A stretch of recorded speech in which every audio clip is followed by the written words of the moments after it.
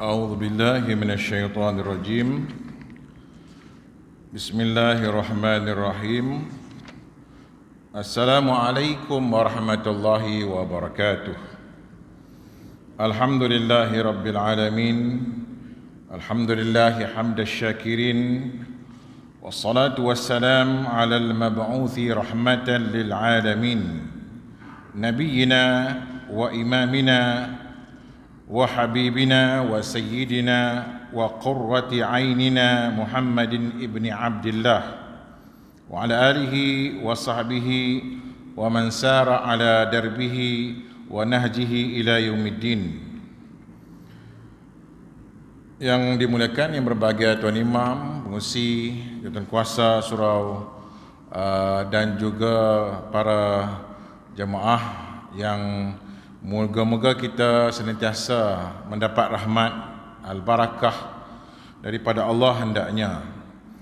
Sama-samalah kita bersyukur kepada Allah Subhanahu wa taala di malam yang begitu barakah untuk kita menyebut dua surah sebagai memperihalkan alu-aluan ketibaan Maulid Nabi Muhammad sallallahu alaihi wasallam.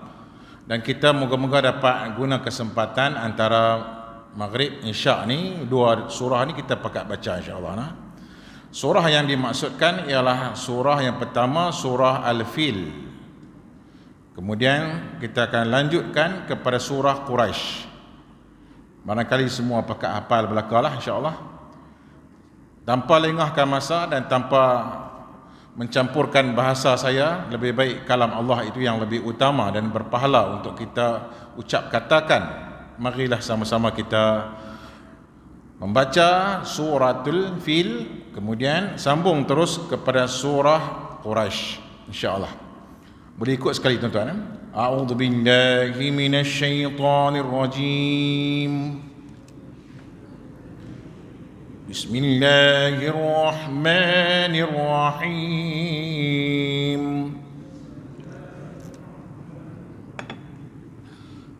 Alam tara kaifa fa'ala rabbuka bi ashabil fil.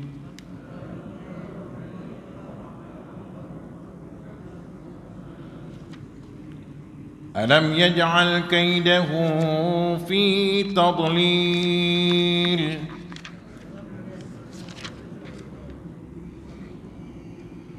Wa arsala 'alaihim tayran ababil tarmihim bihijaratin min sijil. فَجَعَلَهُمْ كَعَصْفٍ مَأْكُولٍ. بسم الله الرحمن الرحيم. لإيلاف قريش إيلافهم رحلة الشتاء والصيف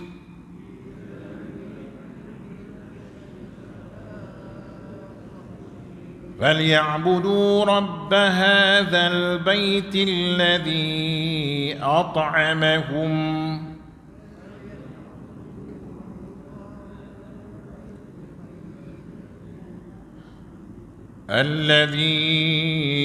أطعمهم من جوع وآمنهم من خوف.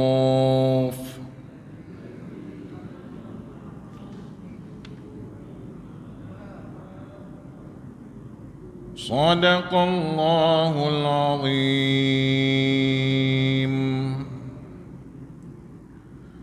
Surah yang pertama, surah Al-Fil. Surah Al-Fil Makkiyah, turun sebelum hijrah, 5 ayat. Dinamakan surah Al-Fil kerana Allah memulakan penceritaan dan pertanyaan. Tidakkah engkau melihat bagaimana Allah telah pun lakukan terhadap tentera bergajah dan gajah yang disebutkan sebagai fil itu menjadi judul ataupun nama kepada surah Al-Fil. Nama fil ataupun gajah, tuan-tuan yang dirahmati Allah, bukanlah merupakan nama yang diberikan oleh para ulama, melainkan nama yang telah pun Allah namakan melalui junjungan mulia Nabi Muhammad sallallahu alaihi wasallam. Dan perkara yang paling penting untuk kita faham daripada ayat ini, latar belakangnya ialah, tidakkah engkau melihat akan apa yang telah Allah lakukan kepada tentera bergajah ataupun tentera yang mempunyai gajah? Kenapa gajah-gajah tak disebut tetapi gajah saja? Nanti kita cuba tengok apa hikmah di sebalik gajah tidak gajah-gajah, walhal yang datang gajah-gajah.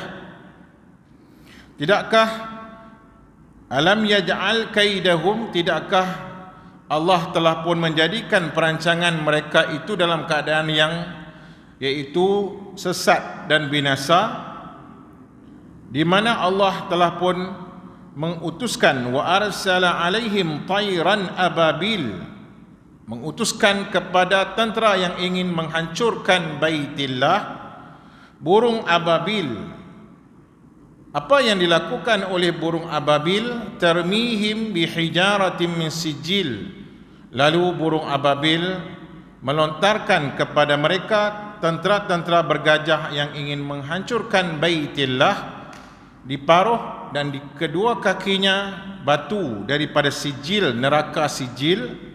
Faja'alahum, jadilah mereka itu ka'asfim ma'kul, seperti daun yang dimakan, yakni oleh ulat, lunyai, hancur, binasa.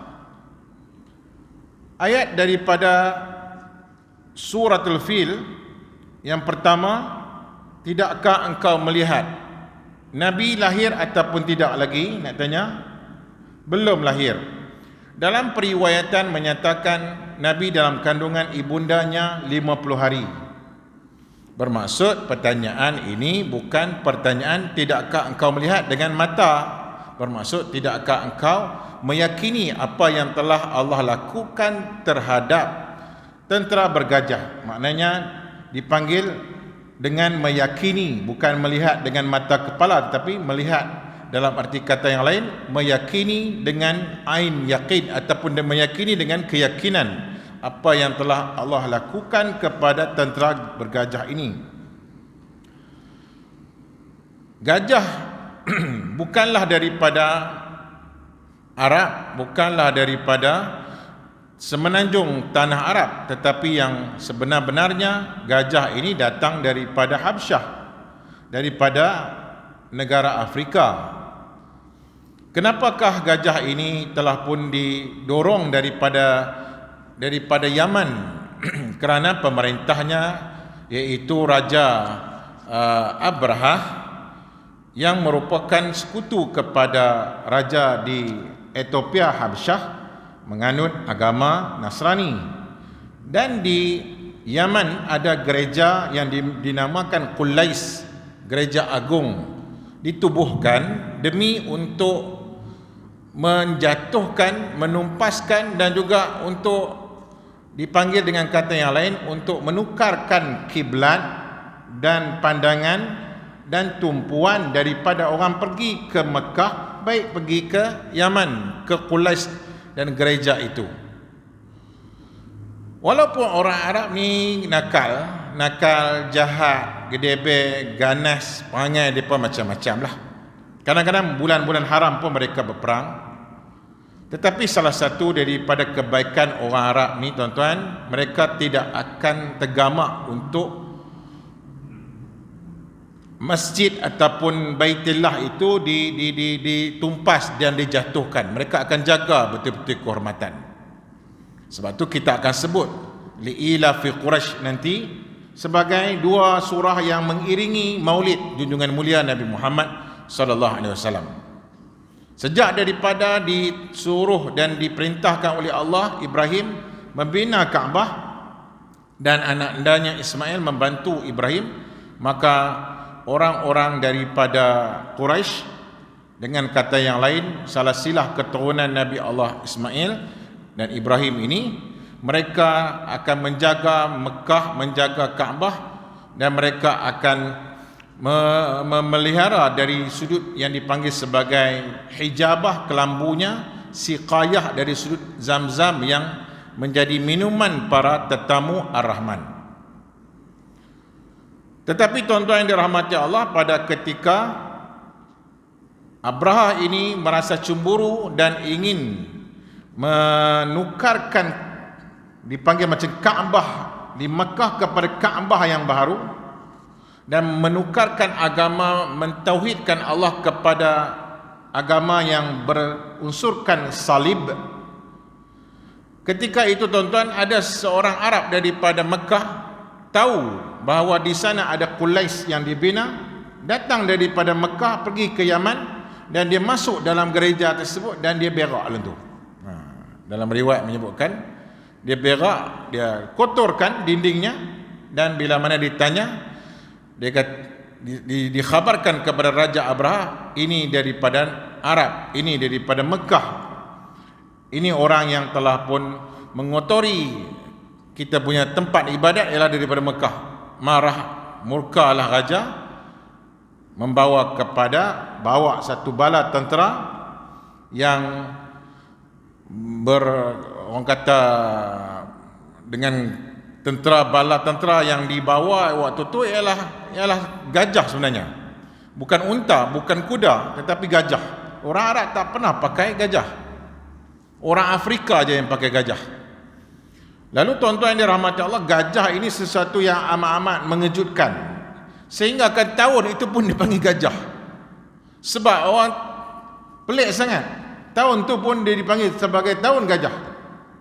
Unta tak pernah dikaitkan, lembu ke kuda tak pernah dikaitkan. Sebab gempar sangat tahun itu dipanggil tahun gajah, sebab gajah telah masuk sampai ke Mekah nak menghancurkan Kaabah Al-Musyarrafah.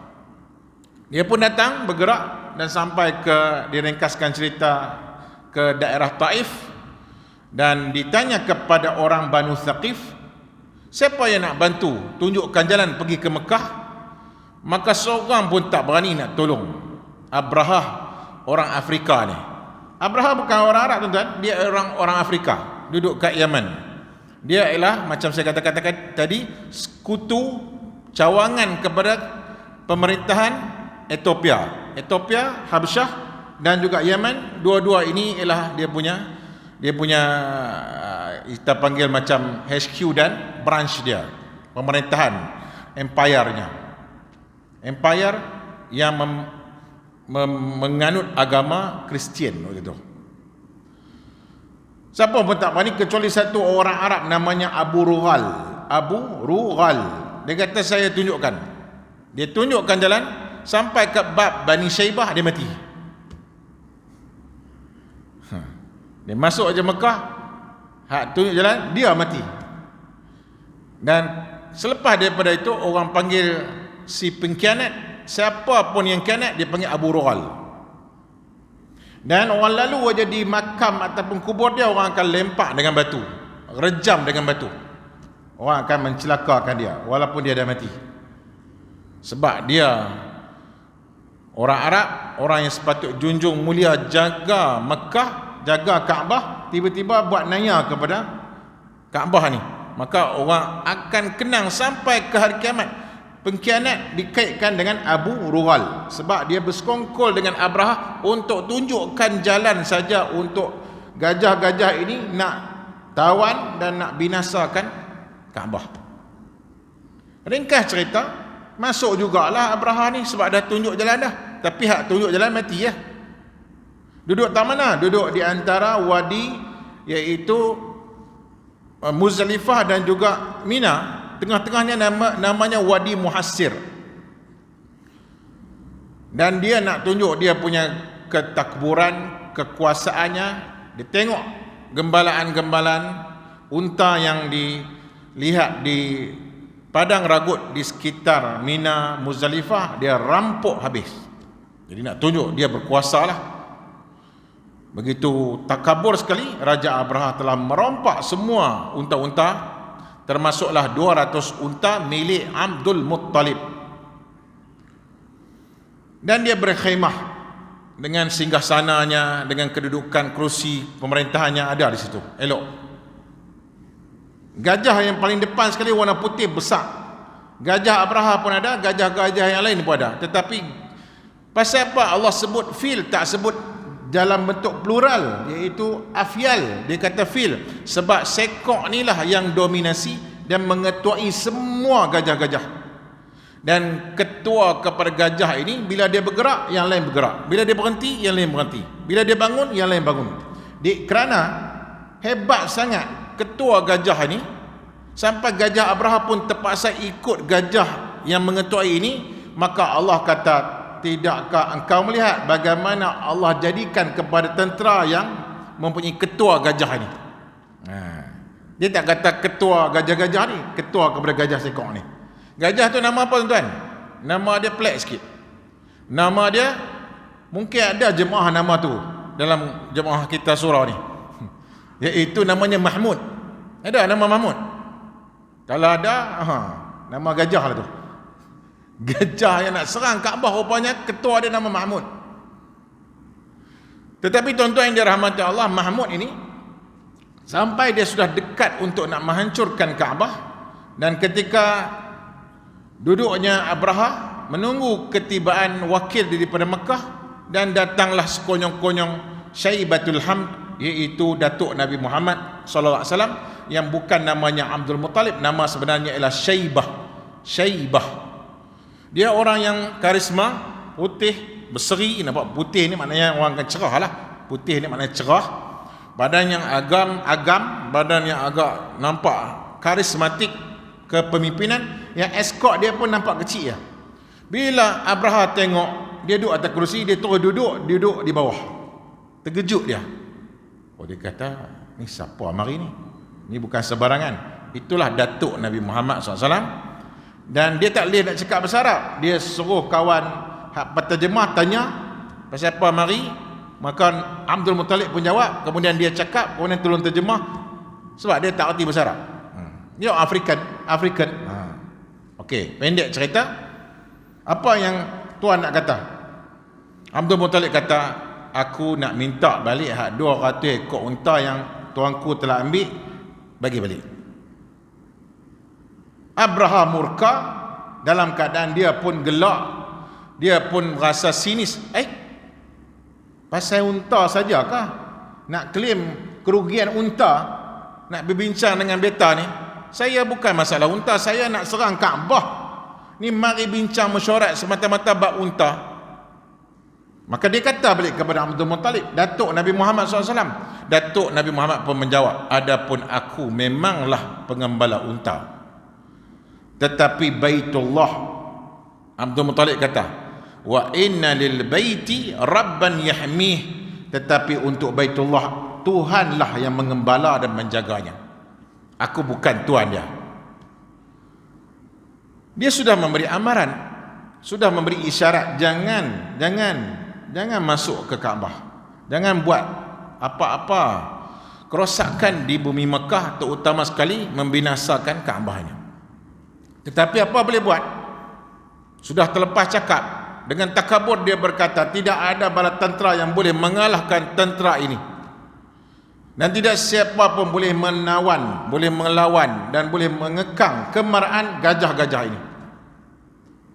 Abdul Muttalib pulang dengan pasrah, berserah kepada Allah, naik atas bukit, suruh penduduk Mekah naik atas bukit, tinggalkan rumah, sebab kalau duduk dalam rumah nanti kena serang. Kita bermunajat, dan mereka berdoa kepada siapa? Berdoa kepada Allah.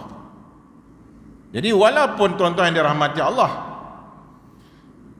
mereka syirik, tetapi sebab apa Allah bukan pilih Ethiopia, bukan pilih Afrika, bukan pilih Amerika, bukan pilih Asia, bukan pilih India, bukan pilih di mana Greece ke Rom, tapi pasal apa Allah pilih Maulid Nabi Muhammad di Mekah? Sebab satu-satunya tempat yang hanya menyebut Allah, walaupun mereka sebut Allah dan dengan yang lain-lain, tetapi hanya tempat yang ada Allah yang zikir Allah, yang panggil lagi Allah ialah Makkah Al-Mukarramah.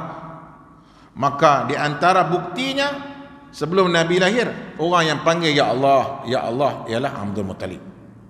Dia berkata, ya Allah, aku hanya bertanggungjawab ke atas gembalaan untaku, dan engkaulah yang berkuasa terhadap Kaabah ini. Ya Allah, kami tidak mau dan tidak reda merestui akan salib dipacak di bumi Mekah dan digantikan Kaabah ini dengan gereja. Ya Allah, engkau halang daripada kemarahan tentera ini. Dia pun tutup doa dia turun daripada bukit. Dia pun lepaskan 100 ekor unta yang ditanda untuk dikorbankan untuk Kaabah Al-Musyarrafah. Saban tahun tuan-tuan, bila musim haji, di antara amal ibadat yang dilakukan ialah ibadat korban. Dan binatang yang nak dikorbankan kena tanda. Tanda kat orang kata kena mak lah, kata nak buat korban. Sebab percaya orang-orang Mekah, kalau unta dah ditanda buat korban untuk Allah, untuk rumah Allah, jangan sesiapa kacau. Kalau kacau juga unta tersebut akan kena kecelakaan. Abdul Muttalib buat macam mana? Strategi dia fikir itu saja. Sebab kami nak lawan tak boleh. Kita letak 100 ekor unta ni lengkong ni maknanya keliling Kaabah, keliling Mekah. So Abraha bila masuk, dia tengok, ada unta nak buat korban. Oh, jangan kacau. Jadi dia akan patah balik. Harap dia bertakwa lah. Harap dia takut lah. Rupa-rupanya tuan-tuan, letak unta pun dia nak lawan juga lah. Dan rupa-rupanya Allah bukan menjadikan unta sebagai penyebab untuk Kaabah terpelihara. Allah nak benda lain. Akhirnya daripada Jeddah, daripada Laut Merah, gelap. Nak hujan kah? Bukan hujan. Ia ialah gerombolan ketumbukan, iaitu ababil, yang burung mempunyai paruh dan kaki dua tu ada, iaitu batu yang menyala orang kata berapi ataupun yang panas, dan akhirnya telah pun berputar berlegar keliling Kaabah dan menuju ke kawasan antara Muzdalifah dan Mina, dan melontarkan batu-batu berapi itu kepada gajah. Sebelum dia tiba, tuan-tuan yang dirahmati Allah, Mahmud ini kata, ketua unta tu, satu nama lelaki ni namanya Zunafar, dia pesan kat telinga gajah tu dia kata ubruk, hang duduk, hadza baitullah, ini baitullah. Jadi gajah nama Mahmud tu rupa-rupanya biar dia dapat mesej, kamu nak menuju ke baitullah, duduklah. Dia duduk, dan bila dia duduk, gajah-gajah lain semua duduk. Abraha suruh bangun, dia tak bangun dah. Tentera-tentera yang lain ambil lah lembing kah, ambil pisau, toreh macam mana pun, dia tak bergerak. Jadi Mahmud ni rupa-rupanya dia lebih lagi cerdik daripada tuan dia. Mahmud ni sudah takut untuk menyerang Kaabah, dan dia tidak pun menuju ke arah Kaabah. Bila dihala ke arah Kaabah, dia senyap. Bila dihala ke arah Yaman, dia bergerak. Dia bergerak elok lah, sihat pula. Bila tala ke arah Kaabah, dia berhenti. Tuan-tuan yang dirahmati Allah Subhanahu wa taala, akhirnya dia enggan untuk menghancurkan Kaabah, dan dia telah pun takut dan bertakwa kepada Allah dengan bahasa begitulah. Melainkan tuan-tuannya terus ingkar dan terus tidak menginsafi, dan akhirnya Allah kenakan hukuman dan kebinasaan semuanya, iaitu faja'alahum ka'asfim ma'kul, binasalah seperti ulat-ulat yang makan daun, lunyai habis. Abraham macam mana? Mati tang mana? Mati bukan di Madinah, bukan di Muzdalifah, bukan di Mina, tetapi mati di Yaman. Pasal apa dia boleh hidup lagi walaupun kena dah batu tu? Allah nak bagi tanda, wahai rakyat jelata, raja hampa ni tengok jadi macam mana. Jadi kalau jauh mereka nak tengok tak boleh. Jadi Allah bagi tunjuk betul-betul di tempat kerajaan dia. Apa yang terjadi kepada sesiapa yang membinasakan Kaabah.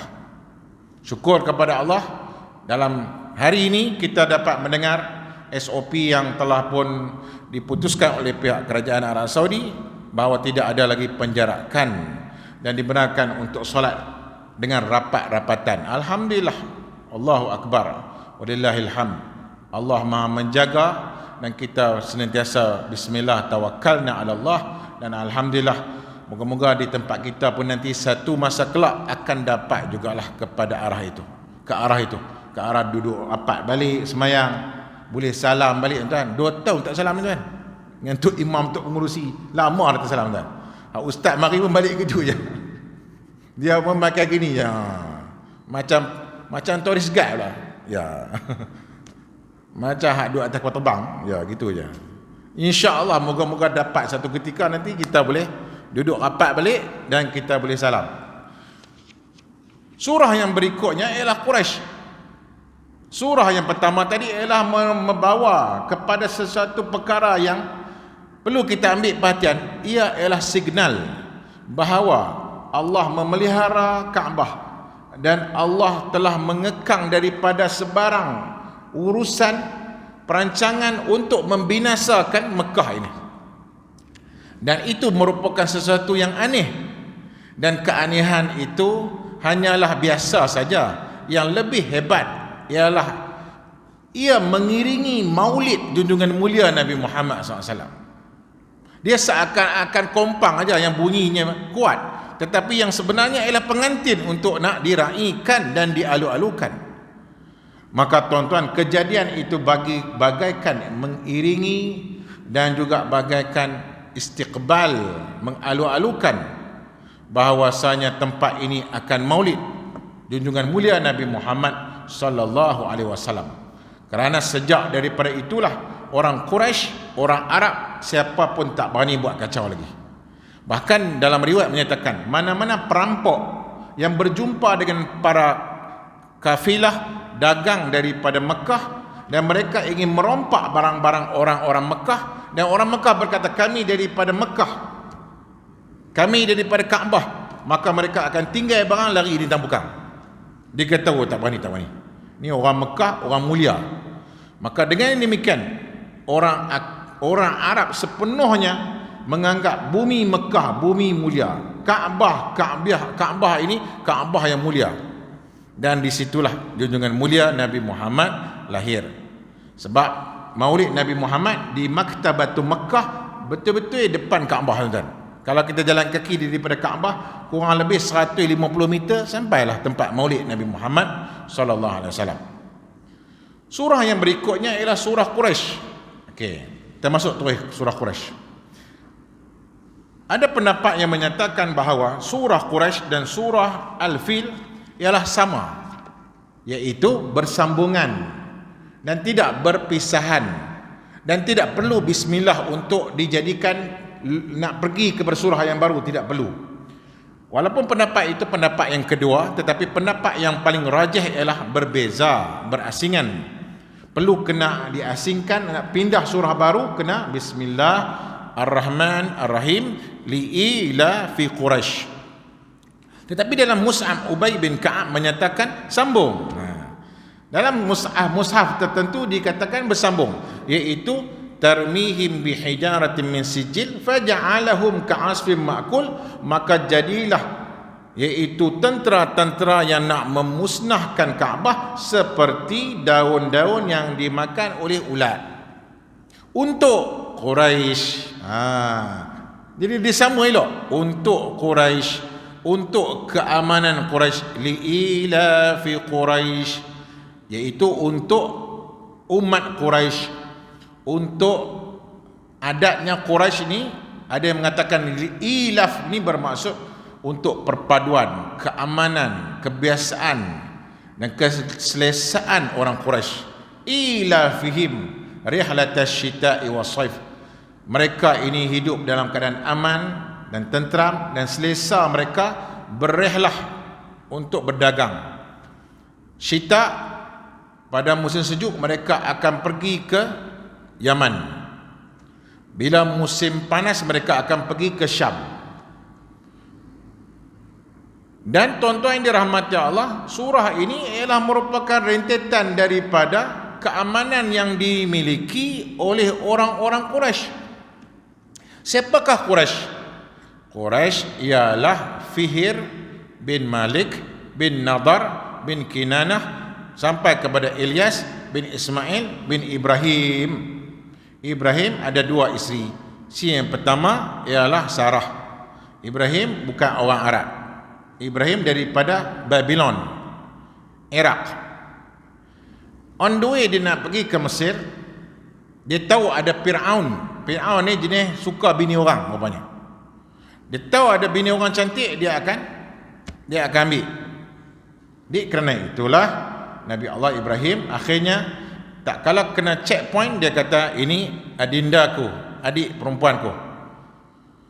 Dan disebabkan itulah juga tuan-tuan yang dirahmati Allah, tak kala orang minta kepada Ibrahim tolong bagi syafaat, Ibrahim berkata, aku mengalah, aku telah bersalah, aku telah mengaku Sarah itu adik perempuanku. Minta kepada yang lain lah.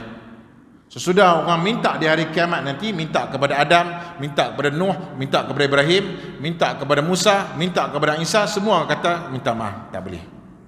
Siapa yang perlu diminta? Mintalah kepada Nabi Muhammad SAW. Dalam kitab Bidayatul Usul fi Tafdhil Rasul, Aiz bin Abdul Salam berkata, sebermula yang paling agung sekali ialah Nabi Muhammad SAW. Dan Nabi pun berkata, ana sayyidu waladi Adam wala fakhr. Akulah sayyid kepada semua anak-anak Adam, bukan untuk bangga. Nabi, dia kata, Nabi Adam, Adam famadunahu minal anbiya tahta liwa'i. Hatta tu Adam dan Nabi-Nabi yang lain di bawah panji Nabi Muhammad SAW. Justru tuan-tuan yang dirahmati Allah, Ibrahim direkahkan cerita, isteri dia masuk, dan isteri dia tuan-tuan yang dirahmati Allah, Allah pelihara dia dengan kata yang lain. Dan akhirnya saya nak mengatakan bahawa betapa hebatnya Allah pelihara Sarah ini, sehingga kan keluar daripada istana Fir'aun dalam keadaan dia dihadiahkan khadam. Sebab Fir'aun cuba nak menguasai Sarah, tiba-tiba dia jadi, orang kata ni, paralyzed. Dia jadi macam lumpuh. Dia nak cuba buat, Allah pelihara dia. Kalau kali kata engkau ni kena sihir apa, tak tahu. Engkau telah pun dikuasai oleh satu kuasa yang hebat. Maka dia bagi satu khadam untuk menjaga Sarah ni. Sarah pun keluar daripada sana, masuk tadi seorang, keluar 2. Keluar berdua, iaitu penjaga dia namanya Hajar. Jadi Ibrahim kata, pasal apa berdua pula? Ini khadam yang dihadiahkan oleh raja. Diringkaskan cerita tuan-tuan yang dirahmati Allah, akhirnya kahwin dan dapatlah anak namanya Ismail. Dapat anak, Sarah cemburu. Allah perintahkan pindahlah ke Mekah. Dan akhirnya tuan-tuan, Nabi Allah Ismail kahwinlah dengan suku Bani Jurhum. Jadilah keturunan Ismail keturunan Arab. Asalnya pak dia bukan Arab, Ismail bukan Arab. Ismail menikah dengan orang Arab Yaman, Jurhum. Jurhum ni nampak 2 anak beranak, mak dengan anak duduk ambil ayam tengah-tengah gurun. Dan mereka kata, jom tengok. Mereka kata dalam bahasa Arab lama waktu tu, Zamzam. Itu makna Zamzam tu. Iaitu jom tengok apa. Asalnya orang Arab pun berkumpul dekat 2 anak beranak ni, iaitu Hajar dan Ismail. Dia berkata Zamzam. Dia tengok ada 2 orang anak beranak. Dia minta izin daripada mak itu dengan ada anak kecil untuk kami bermastotin duduk dekat tempat ini. Maka diizinkan, dan mereka pun duduk berkampung, nikahlah dengan Ismail, dapatlah Ilyas, kemudian Nadar, kemudian Malik, sampai kepada Hashim, sampai kepada Abdul Muttalib, sampai kepada Abdullah, sampai kepada Muhammad. Nak pergi kepada Ibrahim 25 orang, lebih kurang 25 orang. Dan Quraisy ini siapa? Quraisy ini namanya Fihr bin Malik bin Nadar bin Kinanah. Dia nombor 20. Pasal apa Allah sebut Quraisy ni? Sebab dia ni baik. Pasal apa yang dia baik sangat ni? Sebab dia ikut tok wan dia jaga Kaabah, jaga masjid. Jaga masjid. Dia buat apa? Dia selalu jamu orang main masjid. Dia buat apa? Dia akan kumpul orang-orang kampung, main rewang-rewang, gotong royong, masak-masak, kita bagi makan. Jadi Fihir bin Malik, tok wan Nabi yang ke-20 ni, selalu bagi makan kepada jemaah-jemaah haji. Jadi haji ada kah? Ya, haji ada. Sejak daripada zaman Ibrahim dah ada haji dah. Haji dah. Sejak daripada zaman Ismail sudah ada haji.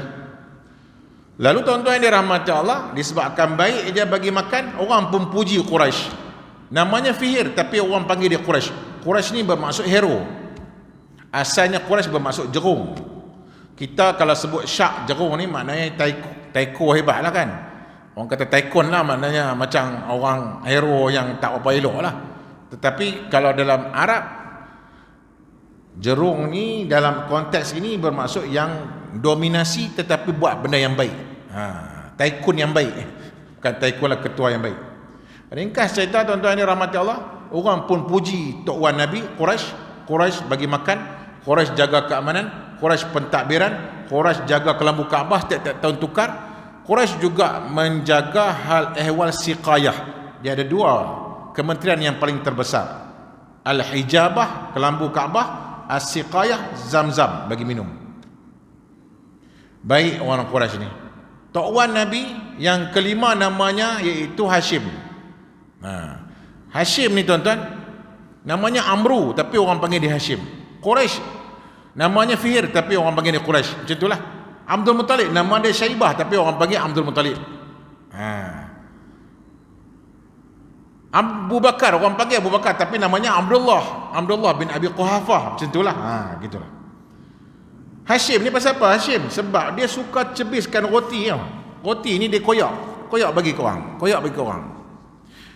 Jadi perkataan Hashim itu bermaksud mencebis-cebiskan roti, mengagih-agihkan roti bagi kepada jemaah. Maka orang pun kenal Pak Hashim tu. Pak Hashim. Jadi kita kenal pula nama Mahmud, nama Hashim ialah nama-nama yang hebat, masya-Allah. Jadi siapa yang nama Hashim, beruntunglah. Sebab nama tok wan Nabi yang selalu bagi roti kepada orang. Jadi kita pun nama Hashim bagilah roti canai ke, tosai ke, puri ke apa, bagilah. ikut tok wan Nabi yang kelima ni, bagus. Tolong bantu orang, masya-Allah. Tolong bagi makan orang. Jadi ceritanya tuan-tuan, orang puji Quraisy, maka Allah bagi peringatan, jangan puji Quraisy saja. Yang sebenarnya iaitu falyabudu rabb hadzal bait, sembahlah Tuhan kepada Baitullah ini, alladzi at'amahum min ju', dialah Allah yang sebenarnya bagi makan daripada orang lapar, wa amanahum min khauf, dan mengamankan mereka daripada ketakutan. Bukan dia, bukan Quraisy, bukan kerajaan, tetapi Allah. Dengan izin Allah lah yang menyebabkan keamanan, yang menyebabkan bantuan kemanusiaan bagi begitu banyak, iaitu bantuan kepada rakyat jelata dengan izin Allah Subhanahu wa taala. Jadi daripada salasilah yang mulia inilah akhirnya datanglah Nabi Muhammad pada 12 Rabiul Awal di rumah iaitu Abdul Muttalib. Dengan kata yang lain, ketika itu yang menyambut ketibaan Nabi Muhammad ialah Abdul Muttalib dan Aminah dan juga Syifa menjadi bidannya. Dan di malam itulah lahirnya junjungan mulia Nabi Muhammad 12 Rabiul Awal. Tak kala Abdul Muttalib pegang bayi itu dan dia berkata, bagi tahu kalau azan masuk tu belum masuk ya, sikit je. Di kala memegang bayi itu, dia pun berkata kepada Aminah anak menantunya, ingin kunamakan anak ini dengan namanya Qudsam. Qudsam iaitu panglima yang gagah. Aminah berkata, aku telah pun didatangi dalam mimpiku ada insan yang berpakaian putih yang menasihatiku agar dinamakan anak ini dengan Muhammad. Maka Abdul Muttalib tiba-tiba berubah fikir dengan bersetuju pula. Dia kata, alangkah indahnya pendapat engkau wahai Aminah. moga terpuji di bumi, terpuji di langit sana. Maka aku akan namakan cucundaku dengan Muhammad, terpuji moga di bumi, terpuji juga moga-moga di langit. Maka dipegang anak dia, anak cucu lah, maknanya cucunya, dan dia buat apa? Dia tawaf keliling Kaabah 7 pusingan.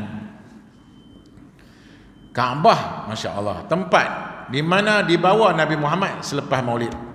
Kaabah dipelihara tahun maulid Nabi Muhammad. Selepas Ababil dia telah meranak binasakan tentera Abraha, dia pergi ke mana? Dia pergi ke Kaabah, tawaf 7 kali.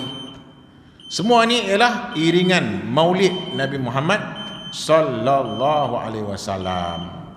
Jadi, danlah kita malam ni mengaji 2 surah, alhamdulillah. Selepas daripada azan, saya akan pergi kepada kesimpulan dan kita akan tutup majlis kita, insya-Allah.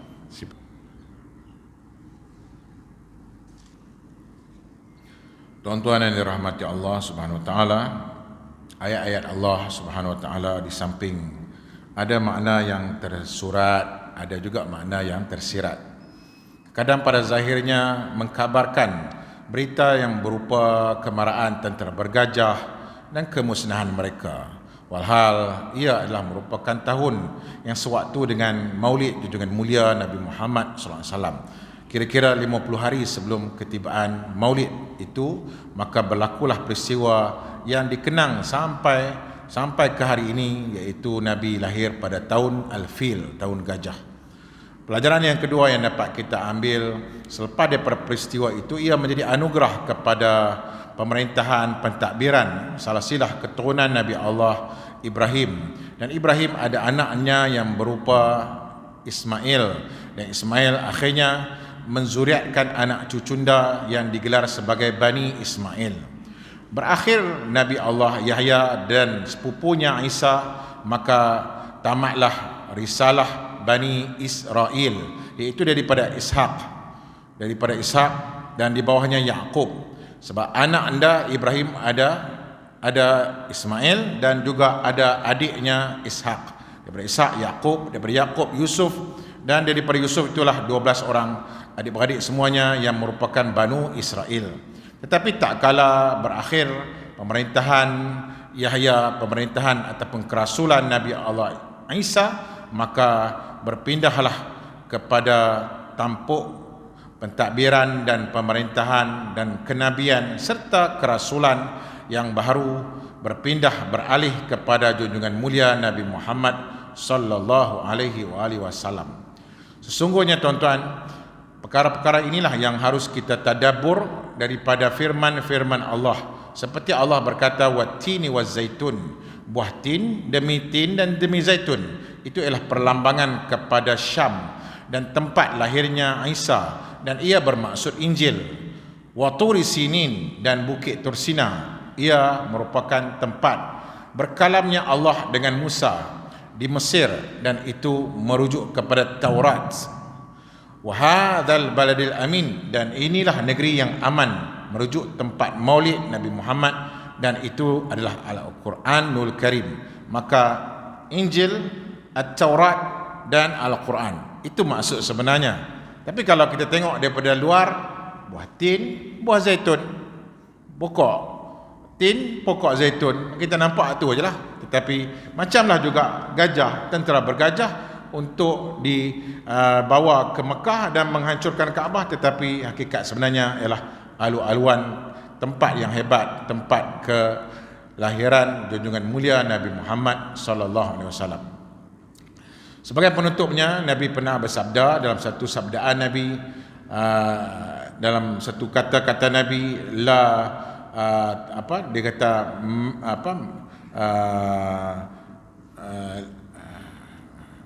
sesiapa yang ada tamar, dia kata sesiapa yang tidak ada iaitu tamar, iaitu maknanya laparlah, iaitu ahli dar, iaitu sesiapa yang tidak ada tamar maka laparlah penghuni rumah itu. Kenapa Nabi kata begitu? Siapa yang tidak ada tamar maka dia dianggap lapar, sebab dalam banyak-banyak makanan yang paling mudah untuk kita jadikan sebagai lapik perut kita dan asas kesihatan badan kita ialah tamar. Maka dengan itu tuan-tuan yang dirahmati Allah, ketika kita menghadapi pandemik macam sekarang ni, iaitu harusnya ada satu stok ataupun simpanan, paling-paling satu bekas kecil lah tamar, jadikan ia sebagai sebagai amalan. Dan di antara kebaikan tamar juga ialah tamar ini menghilangkan iaitu kebarangkalian kena denggi, kena jangkitan virus dan seumpamanya. Dan Nabi juga pernah menyebutkan dalam satu hadis, iaitu habbatus sauda syifaun likulli da'. Penyembuhan kepada segala penyakit iaitu habbatus sauda. Di antara penemuan yang paling terkini yang boleh kita jadikan sebagai amalan juga, iaitu kita menjaga antibody kita, tahan badan kita dengan apa yang Nabi sarankan ini. Walaupun makanan itu bukanlah lebih kita panggil makanan sunnah, pemakanan itu yang lebih penting, dengan bismillah, dengan tangan kanan. Tetapi bila mana disebut dalam Al-Quran at-tin, az-zaitun, buah delima, tamar dan seumpamanya, maka sudah barang pastilah perkara-perkara itu elok dijadikan sebagai tambahan kekuatan selain daripada vaksinisasi. Sebenarnya bukanlah vaksinisasi ini kita jadikan keutamaan pun, ia sebagai syarat untuk datang ke masjid, berjumaat dan boleh merentas negeri jumpa saudara-saudara kita yang kita cinta. Tapi jadikanlah amalan yang lebih utama hari-harian, madu, minyak zaitun, buah tamar, dan juga macam saya katakan tadi iaitu habbatus sauda. Sesiapa yang insya-Allah moga-moga selepas daripada kita selesai semayang dan selepas kita semayang ba'diyah telah insya nak mengamalkan habbatus sauda dalam bentuk perahan minyak yang sudah dibotolkan dan boleh diguna pakai selama kurang lebih satu botol tu ada yang 50 ml ada, 30 ml pun ada, 2 bulan boleh, ada 3 bulan pun ada. Amalkan, minum, sapu dan boleh steam untuk mengelakkan bronkitis, TB ataupun moga-moga mengelakkan daripada teruk kena penularan penyakit COVID itu, ialah meningkatkan daya tahan badan kita. Siapa yang nak amalkan bolehlah berjumpa di kawasan parking tempat penceramah dan dapatkan barangan tersebut, iaitu minyak habbatus sauda untuk dititikkan di atas kopi, teh ataupun minuman-minuman seperti air suam ke. Kalau berani titik terus boleh ke, tapi pahit sikit, dia pahit. Untuk lelaki 5 titik, untuk perempuan 3 titik, untuk budak kecil 1 titik pun sudah cukup. Jangan lebih titik sangat, dia semangat dia lain. Semangat lain, dia gembira lebih pula nanti. Saya takut nanti tak main subuh pula, nanti susah pula.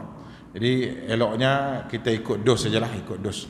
5 pun sudah memadai, dan moga-moga sihat tubuh badan, semangat sikit, dan moga-moga dia akan menimbulkan daya tahan antibody badan yang baik untuk mengekang penyakit ini.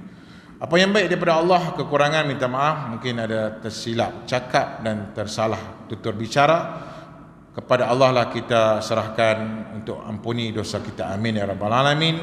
Wabillahi taufiq wal hidayah. Wassalamualaikum warahmatullahi wabarakatuh. Tasbih kafarah dan suratul Asr. Subhanakallahumma bihamdik, asyhadu an la ilaha illa anta, astaghfiruka wa atubu ilaik. Bismillahirrahmanirrahim. Wal 'asr innal insana lafi khusr illa alladhina amanu wa 'amilus solihati wa tawassaw bil haqq wa tawassaw